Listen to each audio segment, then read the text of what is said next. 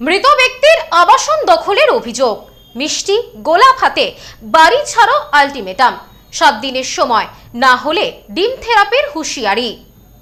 খাটিয়ে দখল করে থাকা আবাসন খালি করতে বেঁধে দেওয়া হলো সময়সীমা। অভিযুক্ত তৃণমূল নেতাকে 7 দিনের সময়সীমা বেঁধে দিলেন আবাসনের মালিক। 7 দিনের মধ্যে আবাসন খালি না করলে অভিযুক্তের বিরুদ্ধে ব্যবস্থা নেওয়া হবে বলে জানানো হয়েছে। জানা গেছে, দীর্ঘদিন ধরে মৃত ব্যক্তির আবাসন জোর করে দখল করে রেখেছিলেন তৃণমূল ঘনিষ্ঠ হীরক রায় ওরফে গেন্ডা। এই ঘটনায় শুক্রবার উত্তেজনা ছড়ায় দুর্গাপুর টাউনশিপ থানার MAMCT 1 এলাকায়। অভিযোগ, তৃণমূলের প্রভাব খাটিয়ে দীর্ঘদিন ধরেই আবাসনটি দখল করে রেখেছিলেন তৃণমূল ঘনিষ্ঠ হীরক রায়। বিজেপি ক্ষমতায় আসার পর এদিন ওই আবাসনের সামনে মিষ্টি ও গোলাপ রেখে প্রতীকীভাবে বাড়ি খালি করার বার্তা দেন বিজেপি কর্মী সমর্থকেরা। পাশাপাশি আগামী 7 দিনের মধ্যে আবাসন খালি না করলে ডিম থেরাপির হুঁশিয়ারিও দেওয়া হয়। এই আবাসনের মালিক বচন সিং নামে এক ব্যক্তি। পরিবারের দাবি, তৃণমূল আমলে বচন সিংয়ের মৃত্যুর পর তার আবাসন দখল করে নেওয়া হয়। বহুবার আবাসন ফেরত চেয়ে আবেদন জানানো হলেও হুমকি দেওয়া হয়েছে বলে অভিযোগ। প্রশাসনের কাছেও একাধিকবার অভিযোগ জানানো হলেও কোনো ব্যবস্থা নেওয়া হয়নি বলে দাবি পরিবারের। সদ্য লন্ডন থেকে চোখের অপারেশনের বিশেষ প্রশিক্ষণ নিয়ে ফিরেছেন ডাক্তার মোনাজির হোসেন। বনগাঁতে এই সর্বপ্রথম কোলফেকো, টোরিক, মাল্টিফোকাল ছানি অপারেশনের জন্য আসুন বনগাঁ আই কেয়ারে। তো যে ভদ্রলোক এই যে উনি দাঁড়িয়ে আছেন, ওনার কোয়ার্টার লিগেলি কাগজপত্র সব নিয়ে এসছেন, সেই ওনার লিগেলি কোয়ার্টার ওনাকে আমরা ফেরত দিতে চাইছি। তো আমরা আজকে গান্ধীগিরি করলাম মিষ্টির প্যাকেট আর ফুল দিয়ে। এরপর গ্যান্ডাকে বলা হলো, গ্যান্ডা বেরিয়ে চলে গেল। গ্যান্ডাকে বললাম যে গ্যান্ডা তুই কোয়ার্টার 7 দিন টাইম দেওয়া হলো। এরপর 7 দিনে যদি ও না ছাড়ে তাহলে আমাদের যেটা আছে ডিম থেরাপি, সেটা আমাদের করতে হবে। প্রশাসন দেখলো, প্রশাসন জানলো, প্রশাসন ফোন করলো, বলছে আমরা বুঝে নিচ্ছি। তো আমরা 7 দিন টাইম দিলাম। ওনার ন্যায্য কোয়ার্টার, ওনার 70,000 টাকা কাটা আছে। ওনার টাকা যখন এডিডিএতে কাটা আছে, ওনাকে এডিডিএ ওনাকে কাগজ দিয়েছে।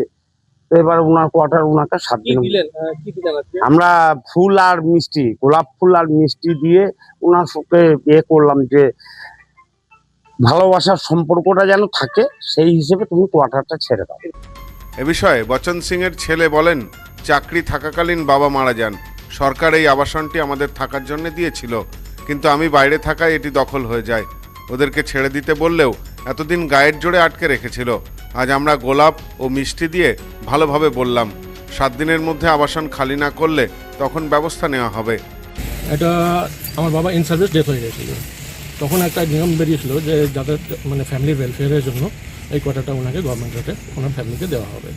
তো তখন আমি ছিলাম একটু বাইরে, আমি এই দিকে আসা যাওয়া করতাম।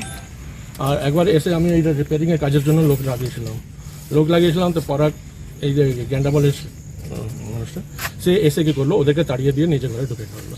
তারপর এসে আমি বহুবার রিকোয়েস্ট করেছি এনাকে এসে ইনি বললেন লাভলির কাছে যাও, যাও, করে মানে ভালোভাবে আমাকে রেসপন্স কোনো দেয়নি। এরকম ট্রিট করেছে যে কিছু তুমি যা যেখানে যাবে চলে যাও, আমি করবো না তাহলে। তারপর এখন আমি চাইছি যে আমার ঘরটা খালি হয়ে যায়। আমি রিটায়ার হয়ে গেছি, এখন আমি এখানে আসতে চাই। কতদিন ধরে ঘরটা দখল হয়ে আছে? এই ঘরটা হয়ে গেছে প্রায় 5 বছর 5-6 বছর এরকম হয়ে গেছে। এ বিষয়ে অভিযুক্ত ব্যক্তি বলেন, আমি একজনের কাছ থেকে থাকার জন্য আবাসন নিয়েছিলাম, এখন ছেড়ে দিতে বলছে, ছেড়ে দেবো। কোথায় এর অ্যালোটেড ঘর দখল করে কোথায় আছে? কার নামে অ্যালোট আছে?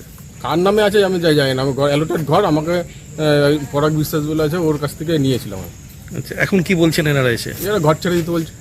তো কি করবেন আপনি তাহলে? ছেড়ে দেবো, যদি থাকে তাদের নামে থাকে ছেড়ে দেবো।